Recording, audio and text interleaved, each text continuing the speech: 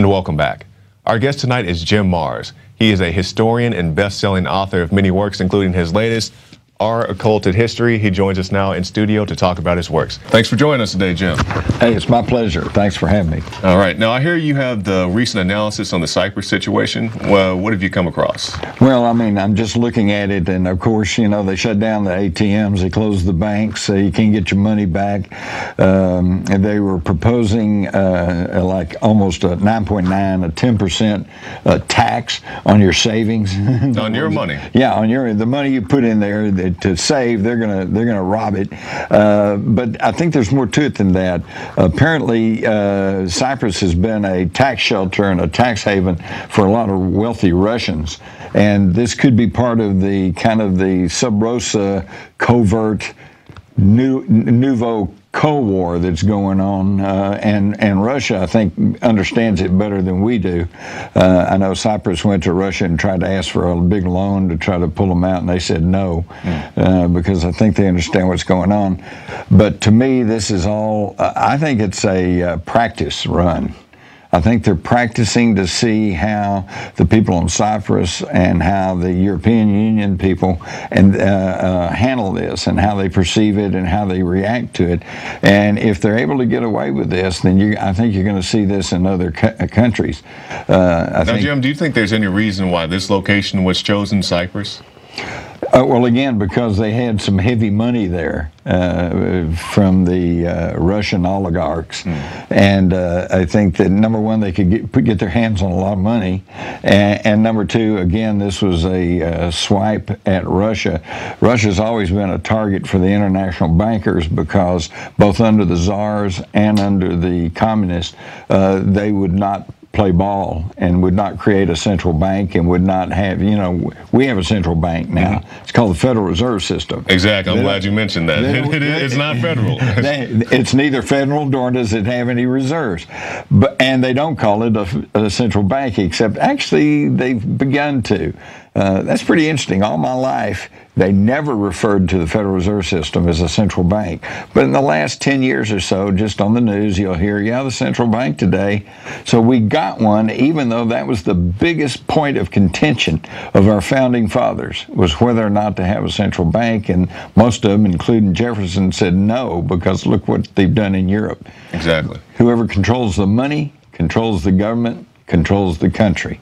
And this is the whole name of the game. And of course, people hear that all the time.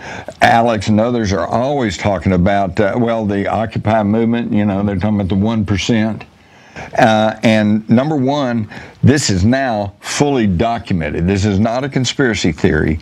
In 2011, the Swiss Institute of Financial Control did a study, and they found out of 43,000 international corporations, they're all controlled by 1,000. And now that 1,000, they are controlled by 147 companies, which in turn, because of cross directorships and ownerships, are controlled by 20. And most of those are banks, okay? And collectively, these people within these 20 companies control the 43,000 corporations and 60% of the world's wealth. That is incredible control, and it is incredible tight central control, and this is what they're after. How do they do that? Well, I would mention the Exchange Stabilization Fund. How many people have heard of that? Nobody. And the Financial Stability Board. You ever heard of that? I heard you talk about that last night. Okay. All right. The Exchange Stabilization Fund was created back during the New Deal in the 30s, and it's a little-known office of the Secretary of the Treasury, and it handles the transfer of gold and wealth between all of the industrial nations. And interestingly enough, even at the time it was created, some of the complaints in Congress was that it would operate outside of U.S. law and outside the Constitution. And they also, this is where all the black budgets are hidden.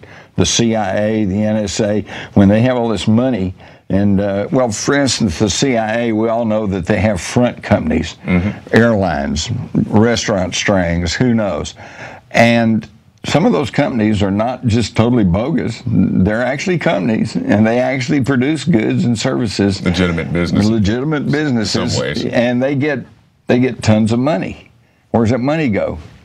Goes into the Exchange Stabilization Fund, and the Exchange Stabilization Fund also was the founder of the International Monetary Fund and the World Bank, which we also have always heard how they go into these countries and say, now you're going to do this or we won't give you any money. This is the control mechanisms within the control of the entire planet. And this is what Alex is always talking about. And this is the point of contact. This is where the rubber hits the road, where they can actually do this. And if you go and look inside, you find Hank Paulson, you find Timothy Geithner, you find all of the people that end up in the headlines running our economy. So it's not just us. This is a worldwide system, and it's been planned for a long time, and they are operating their plan, and the idea is to get the whole world socialized. I'm glad you say it's a worldwide system, because people, they'll see these things in Europe, they'll see it in Cyprus, wherever else it is, and they'll say, well, that's an isolated incident, that's that country, that'll never happen here. So when you hear this argument, it can never happen here, what would you say to somebody? Because they see the bank runs, they see the bank holidays. Right. You know, they can't withdraw their funds. So what would you say to somebody here in the States? Well, I'd say, number one, not only can it happen, in fact, it could happen tomorrow, but it has happened. It happened during the Great Depression. Actually, I remember just a few years ago, maybe 5 or 6 years ago, there was a bank in Seattle up in the Northwest was having problems, and they just closed the door. And people down there are saying, hey, I want my money back. And they're going, well, not right now, you know. And it took them months, you know, for the federal receivers to take over and to finally settle out. And, you know, but that's one bank having one problem. Well, they're all in trouble now, and they're all having trouble. And in Cyprus, for example, once they heard that they were going to try to tax these savings accounts, everybody rushed down and tried to close out their savings account. Exactly. They closed down the banks. Said, no, in fact, I don't think they're going to be open until next Thursday. Now, just think about what happens tomorrow if President Obama suddenly announces that we're going to have a bank holiday in the current crisis to try to straighten things out. And, you know, what's day? Friday. He said it's only going to last through next Wednesday. Okay? Well, a lot of bills to pay between now and then. It doesn't sound too bad on that point, but then think about it. That means until next Wednesday, you can't deposit money, you can't withdraw money, you can't use your ATM, and you can't use your credit cards. Exactly. This place would fall into chaos, wouldn't it? Oh, yeah, especially you got that long weekend between. Oh, it would definitely be a drab weekend. So what would you recommend to somebody, not just here in the States, but anywhere? You know, they have the money in the bank. Would you recommend withdrawing funds? Get your money out of the bank. You should only keep enough money in the bank to pay a month or two ahead in bills. And everything else, if it's in paper, then you're running a risk. And what would you do with it? I don't know. Some people say buy gold, but then, I don't know, you can't eat gold. Yeah. You know, I would say buy property, buy tangible assets, buy tomato seeds. You know, just anything, tangible assets. Exactly. They're trying to take guns away right now, but you know what? In the history of the world, a quality firearm has done nothing but appreciate in value. We just saw that recently with the recent gun grab, you know, after the Sandy Hook shooting. And, you know, the price of an AR-15 was, what, $1,000, and what's it, 5,000 plus. AK-47s, you used to be able to get those maybe $400 or $500 back in the day. Now they'll start at 1,000. Back in the day, I remember you could get those plastic 15, 30 round clips for the 1022 for $5 or $6, and then they tried to outlaw them, and you could still get them because it was grandfathered. So anyone that were already existing, you could still sell and trade. So it really didn't do anything. They were still available, but instead of $5 or $6, it went to more than $100. And folks, this is what happens all through history. The day before they passed the Volstead Act, which was look right here, Jim. Which was prohibition, right? A little pint of hooch cost about $3, and then the next day after they became illegal, you know, it was like $50 or $60.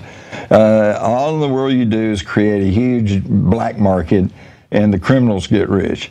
Now we hear the popular argument speaking about the gun grab. They say, well, we saw Feinstein, I believe it was last week, say, well, I don't want people to have guns because I don't want people to be able to go out and buy a bazooka. And my argument is, you know, if you have bazookas, the lack of availability of a bazooka, or at least the ammunition for it, I think is reasonable control enough. You know, you can't go to your big box store and buy, you know, bazooka ammunition, or if you ask for it, they're going to call it ATF on you. But, right. And I'd ask you this. When's the last time you heard of somebody killed by a bazooka? Not in the U.S. I can't recall ever hearing somebody. People just don't get it. I mean, if strict gun control laws would actually rid the streets of crime, what happened to Chicago?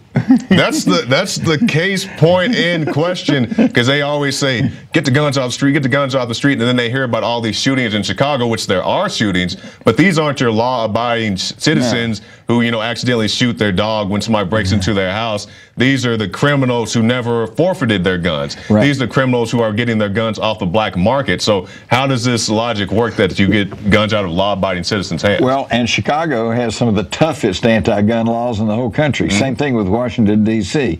So here's two of the places with the toughest gun laws, and they have the highest crime and highest murder rates. Come on, folks, use your head. It's that simple. It's nuts. And besides that, we have a constitution that says the right of the people to bear arms shall not be infringed. Infringed means you don't even mess around with it. And personally, I think it's a God-given right, because as the old quote goes, God created everyone equal, but Samuel Colt made them equal. I never heard that. That's a good one. Well, you know, you got a 90-pound, 72-year-old woman. If she's got a 45, she's just as she can oppose. 6'5", 220. Yeah, she can oppose the 6'5", 220 guy.